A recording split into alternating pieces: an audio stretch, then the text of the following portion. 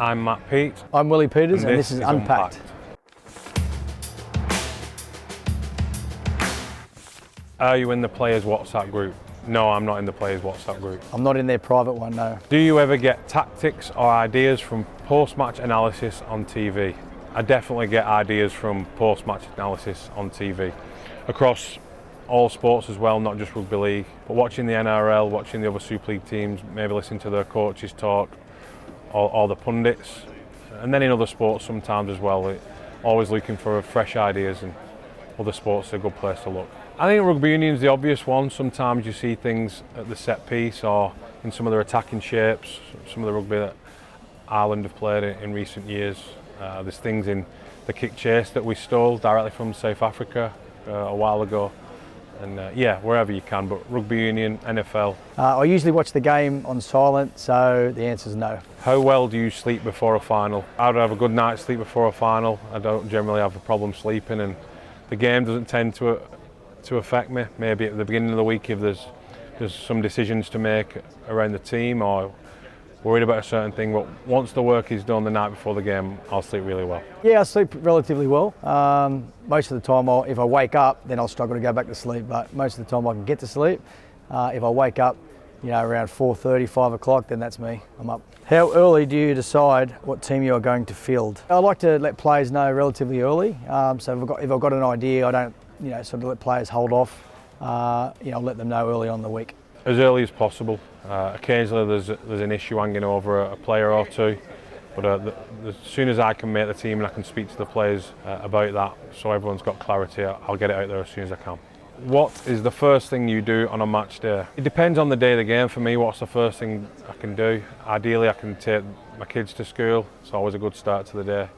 If not, take my dog for a walk, or if I need the ear saw tonight, I'll nip to the barbers. I think a dog walk is always a good time to have a think, but in your own space.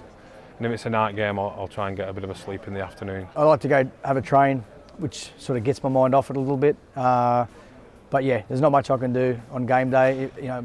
There's times I'll watch next week's game, but most of the time I try and switch off. How many hours do you spend studying the opponent? Usually I'll start the weekend before, I start 2 weeks before, doing first game, second game I usually do that weekend, and then I'll watch another one early on in the week.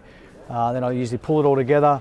So yeah, there's a few hours spent on it. At this time of the year, when you've watched so much of one another through the season, it's probably not as long as earlier in the season when you're trying to identify trends and patterns. I've got 3 assistants and an excellent analyst who all look into a lot of detail around the opponents, but my own focus would try and be on my players and my team.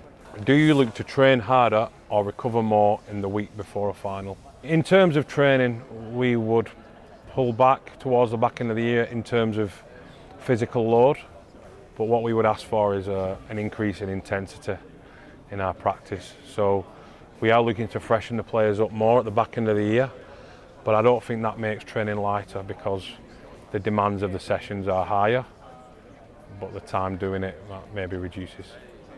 Recovery is a big focus all year for us really, so our attitude to that doesn't change. It depends on the week before, how we've played, whether it was a physical game in terms of numbers, what the players' loads were, but we've got the similar sort of process that we use for a 7-day or an 8-day turnaround, and we usually stick to that depending on, again, how the players are after the game. How much are you across the players' diets and gym sessions? The gym sessions I don't look into too much. We've got our staff that do that and manage that. I do look at that at the start of the year, and then I'll leave it to the strength and conditioning coaches. But yeah, diet's probably one that I look into more. I think it's important what the players sort of fuel their bodies with, what they put in their body. I think it's important. They're the small margins I think that you can get some gains from. So it's always ongoing education. Again, this time of year, I know what's going on. We trust the process. I've got some excellent staff, so most of it would be from direct conversations with my head of performance and head of strength and conditioning, head physio. But I do like to show an interest and ensure that everything's connected across our club, all the different departments. Which other sport would your coaching skills best translate to? I think being a rugby league coach, rugby union would be the obvious one. There are some similarities there. There's a lot of rugby league coaches that have gone over to coaching union, so I'd probably say union. In terms of what would I like to be involved in, wouldn't mind being a golf coach and travelling the world and getting to some nice spots, supporting one person. Yeah, it seems quite a nice lifestyle. How easy is it to communicate your tactics to the team mid-game? Yeah, it's not easy to get a message to the lads live during the game, so we try not to send too much of that sort of information. At half-time is the obvious opportunity, and we try and be quite accurate with that, and have some video footage ready for the players that need it, where it's a few key stats.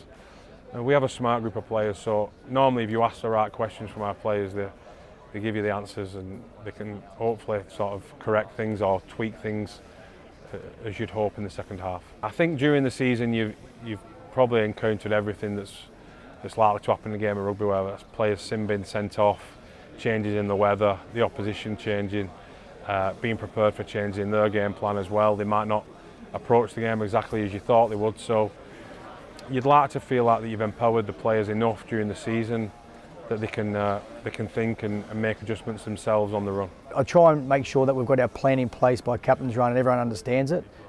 During the game there might be small tweaks. We might have seen something in an opposition, planned for that, and then they've changed it, the way they've defended or whatever it may be. So I'd like to keep it really simple, but if I'm seeing something that I think we can exploit in another team, we'll get a message down around that, but we'll never change anything drastically.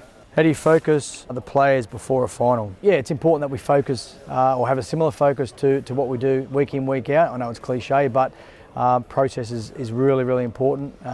Having a similar preparation, that's extremely important, and making sure that we're always thinking about the job that we need to do, not the external stuff that goes on, because there's so much that goes on during the week, and we just need to make sure that we worry about the most important thing, and that's preparing for game day. Obviously, you've got a lot of things in and around, that happen, fan days, media, all that sort of stuff.